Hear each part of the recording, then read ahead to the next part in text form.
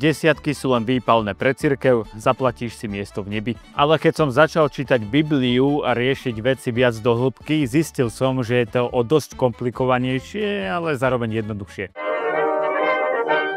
V kresťanstve všetko patrí Bohu a nič nie je moje. Takže keď mi skočí na účet výplata, som fakt vďačný a požehnaný, že to není 15 eur za týždeň, ako majú čavovci niekde v Kongu. A niečo z mojej výplaty odovzdám Bohu. Lenže odovzdať Bohu nemusí znamenať len to, že peniaze džabneš nejakej cirkvi, dávaš podľa tvojho svedomia. Môže to byť cirkev, no môže to byť aj charita, ale aj podpora umelca či nejakého projektu. Koľko krásnych vecí by sa mohlo urobiť, keby si toto ľudia zobrali za svoje. Že keď zarobím, zoberiem pár percent a ako prejav vďačnosti za to, že som niečo nadobudol, niekoho alebo niečo podporiť. V základe je to úžasný a nádherný Boží princíp, ktorý sa však veľmi ľahko dá sprzniť. Prvý takýto zaznamenaný dar štedrosti vidíme už v Genesise, keď Melchizedek, kráľ Saléma, požehnal Abraháma a dal mu desiatok zo všetkého. A číslo 10% vidíme aj v ďalších textoch v Starom zákone. Pôvodne šli desiatky na podporu levitov. Tí makali okolo chrámu, starali sa o sväté predmety, vdovy, siroty, chudobných. A ešte mali aj funkciu DJ-a. Hrali na nástroje a zabezpečovali hudbu. Dnes sa potreby v cirkvi veľmi nelišia. V kostoloch treba kuriť a svietiť, niekde sa stará o sväté predmety, cirkvi, čo sväté predmety nemajú, sa starajú o kávovar. Chudobní, vdovy alebo prenasledovaní sú tu stále a chválky tiež nezmizli. Takže áno, peniaze sú potrebné. Otázka znie, ako ich vyberať. Niekde ti počas kázne priletí košík prednosť. V modernejších cirkvách máš už aj čísla účtu, takéto srandičky. Toto som ja nikdy v živote nepoužil, ja ani neviem, ako to funguje. Ale je to tam, problém je, že ono to tu síce je, ale ľudia to veselo ignorujú. Potom sa po nedeľnej kázni minie 135 káv, zožerie 15 kováčov a na účte ti pristane 14,50. Tak nasledujúcu nedeľu ťa už skoro ovalia tým košíkom. A áno, poznáme kazateľov a cirkvi, kde sa jej vrchní predstavitelia prevážajú na Bentley a súkromných tryskačoch. Problém je, že si zoberú celú pozornosť, lebo to kolie oči, no a potom nevidíš tú realitu, kde pastor zháňa kšefty a pracuje po nociach, lebo musí po týždni, v ktorom by priemerný človek skončil asi v Levoči, sa tento chlap postaví za kazateľnicu a ešte sa ti snaží niečo priniesť. Lebo keď som spoznal bližšie mnohých pastorov a predstaviteľov, toto bol o dosť častejší pohľad ako chlap na Bentley. Rok sme tu fičali na počítači so 4 FPS, sekalo to, monitory blikali, až sa brat Roman naštval, zobral zo svojej výplaty a kúpil nám nový počítač. Roman, si chlap. A potom príde niekto do zboru, obzrie sa techniku a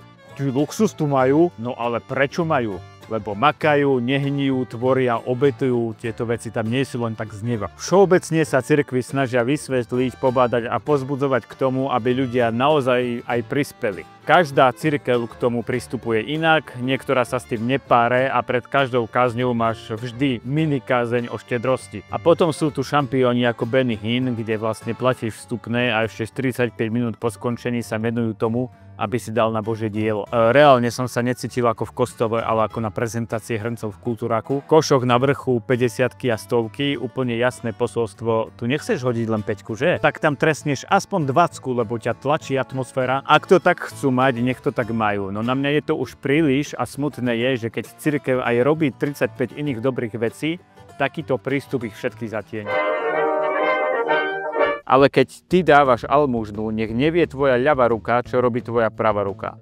Aby tvoja almužna zostala skrytá a tvoj otec, ktorý vidí aj to, čo je skryté, ti oplatí. Ďaká Ježišovi za tieto slova. Dávanie má byť anonymné, bez porovnania, bez súťaže, bez natlaku. Keď je to anonymné, nevieš, kto dal euro, nevieš, kto dal 1000, nevieš to zneužiť pre svoj vplyv. No lenže keď nikto nič nevie, môže samozrejme nastať prípad, keď to niekto zneužije, vyzbiera sa 1000 eur a povie sa, 754 bolo dnu. Ja som raz zobral prachy od jednej nemenovanej cirkvi na projekt, no neurobil som tam ani prd. Mal som strihať videá, ale nezhodli sme sa v tíme, len sme sa naťahovali, nevedeli sme nájsť spoločnú reč a tým pádom celý projekt stál. Výčitky som mal a tak som sa zdôveril inému človeku v tíme. A on mi na to odpovedal, že a čo ťa to štve? To nie je tvoj problém, mohli by ešte viac dať, tam chod si dať kávu. Tu chvíľu som onemel, našťastie sme z toho obaja vycúvali a dnes tá služba funguje a chalani to robia dobre. Ale úprimne mal som byť zdrbaný za ten výkon. A podobné frašky som videl viackrát. Ale aspoň mi to vraciate tým, že ma drbete v komentároch. A podľa mňa by mala cirkev aspoň raz za rok povedať: vyzbierali sme toľko a toľko šlo na nájom, toľko šlo na platy, toľko sme zobrali od štátu, toľko šlo na techniku, lebo ono sa to naozaj môže zneužiť a preto fakt kontroluj tých, ktorým dávaš peniaze, aspoň zhruba sa o to zaujímaj. No na druhej strane chápem aj strach, že verejnosť nepochopí niektoré výdavky. Kúpi sa mixpult, joj, to je drahé, ide sa na konferenciu a joj, to oni si robia dovolenku. Ale aj tak si myslím, že základná úroveň transparentnosti by mala byť: snažíme sa konať čestne nielen pred Pánom, ale aj pred ľuďmi. Potom je tu ďalšia vec, že ty nejakou maličkou čiastkou nepriamo tie cirkvi už možno cez dane nejako platíš. Totižto registrované cirkvi dostávajú peniaze aj od štátu. Ja by som cirkev od štátu najradšej oddelil, a to je to možno divné od kresťana, ale ja by som to robil. Rovno poďme radšej ďalej, lebo toto je na inú debatu.